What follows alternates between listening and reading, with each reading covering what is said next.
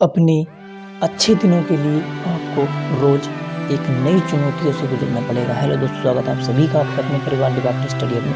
दोस्तों, आज की इस वीडियो में हम मुगल साम्राज्य को डिस्कस करेंगे।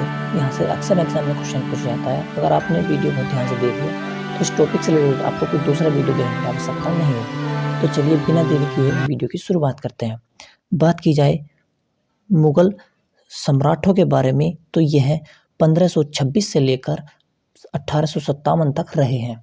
इसका प्रथम शासक बाबर हुआ है, जो 1526 से 1530 ईस्वी तक इसने शासनकाल किया है। तो चलिए डिटेल में जानते हैं बाबर को।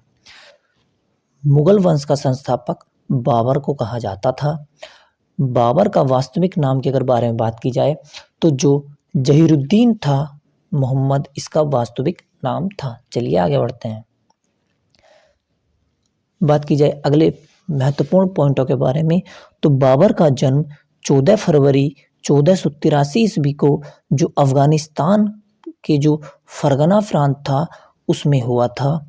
बाबर के पिता जो थे वह उमर शेख मिर्जा फरगना का एक तुर्क शासक था। यानी जो बाबर का जन्म 14 फरवरी को हुआ, इसके पिता उमर शेख मिर्जा जो थे एक तुर्क थे और यह 1494 ईस्वी का बाबर का जो पिता था एक छज्जे पर खड़ा होकर कबूतर उड़ा रहा था और छज्जा टूट जाने से उसकी मृत्यु हो गई।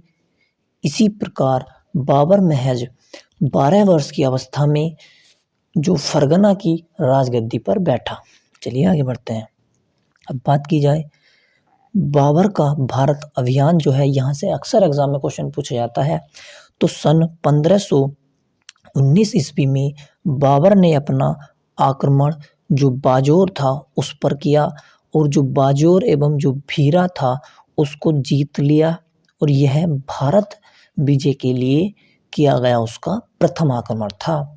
इसी युद्ध में बाबर ने सर्वप्रथम जो बारूद और जो तोप खाने थे उसका प्रयोग किया। चलिए और जानते हैं बाबर के बारे में। अब बात की जाए बाबर से अक्सर जो प्रमुख युद्ध हैं वे आते हैं। तो बाबर के द्वारा लड़े हुए प्रथम युद्ध के बारे प्रमुख युद्धों के बारे में अगर बात की जाए तो पानीपत का युद्ध, खानवा का युद्ध, चंदेरी का युद्ध और जो घाघरा का युद्ध है वह इसमें फेमस है। तो चलिए हम इनको एक एक करके डिटेल में डिस्कस करते हैं। बात की जाए पानीपत के युद्ध, पानीपत का जो प्रथम युद्ध हुआ उसके बारे में तो यह 21 अप्रैल 1526 ईस्वी को पानीपत का प्रथम युद्ध हुआ। स्थान के अगर बारे में बात की जाए तो पानीपत के जो पास हुआ, पानीपत एक जगह थी, स्थान था, वहां पर हुआ। उसके शासक के बारे में बात की जाए तो बाबर और इब्राहिम लोदी के बीच यह युद्ध हुआ। इसमें बाबर विजय हुआ और जो प्रमुख बिंदुओं के बारे में बात की जाए तो यह प्रथम बार जो तोपें हुआ करती थी उसका प्रयोग इसमें हुआ। चलिए आगे बढ़ते हैं। बात की जाए नेक्स्ट युद्ध है हमारा खानवा का युद्ध। खानवा का युद्ध 17 मार्च 1527 ईस्वी को हुआ। शासक इसके जो हुए वो मेवाड़ के शासक राणा सांगा और बाबर के बीच में हुआ और इसमें बाबर विजयी हुआ। चलिए आगे बढ़ते हैं।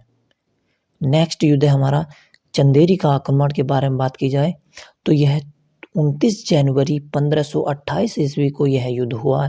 इसमें मुगलों और जो राजपूत हुए उनको बीच यह युद्ध हुआ और इसका नेतृत्व की बात की जाए तो राजपूतों ने इसका नेतृत्व किया।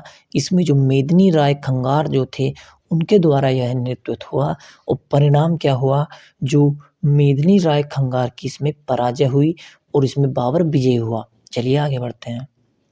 बात की जाए घाघरा के युद्ध के बारे में तो घाघरा के युद्ध के बारे में बात की जाए तो यह 6 मई 1529 ईस्वी को हुआ।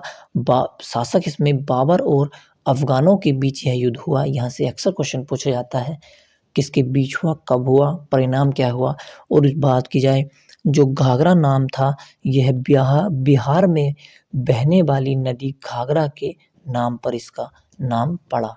तो यहाँ से अक्सर क्वेश्चन पूछ लिया जाता है कि भाई घाघरा युद्ध क्यों पड़ा नाम इसका, तो घाघरा नदी पर हो रहा था इसलिए इसका युद्ध घाघरा पड़ा। परिणाम के अगर बारे में बात की जाए तो यह बाबर की इसमें विजय हुई और जो अफगान थे वह इसमें हार गए। चलिए आगे बढ़ते हैं। अब बात की जाए बाबर ने अनेकों कारण किए, लेकिन जो अक्सर एग्जाम में क्वेश्चन पूछे जाते हैं युद्धों से पूछे जाते हैं और उपनाम के बारे में, जो काबुल कहाँ दफनाया गया यही पूछे जाते हैं, इनको हम डिस्कस कर रहे हैं। तो बाबर की मृत्यु के बारे में बात की जाए तो बाबर की मृत्यु 26 दिसंबर 1530 ईस्वी को आगरा में हुई। बाबर को आगरा के आराम बाग में दफनाया गया था, किंतु बाद में जो काबुल था वहाँ पर इसको दफनाया गया। उम्मीद है ये जानकारी आपको पसंद आई होगी। अगर वीडियो आपको पसंद आई हो तो वीडियो को लाइक करें, चैनल पर नए हो तो सब्सक्राइब करें और अपने यार दोस्तों इसको शेयर करें और अपनी पढ़ाई को तब तक जारी रखें जब तक आप सफल ना हो जाए। अगर आप कंप्लीट जीके की तैयारी करना चाहते हो तो चैनल की प्लेलिस्ट में जाकर पढ़ सकते हो और यहाँ क्लिक करके भी पढ़ सकते हो। धन्यवाद।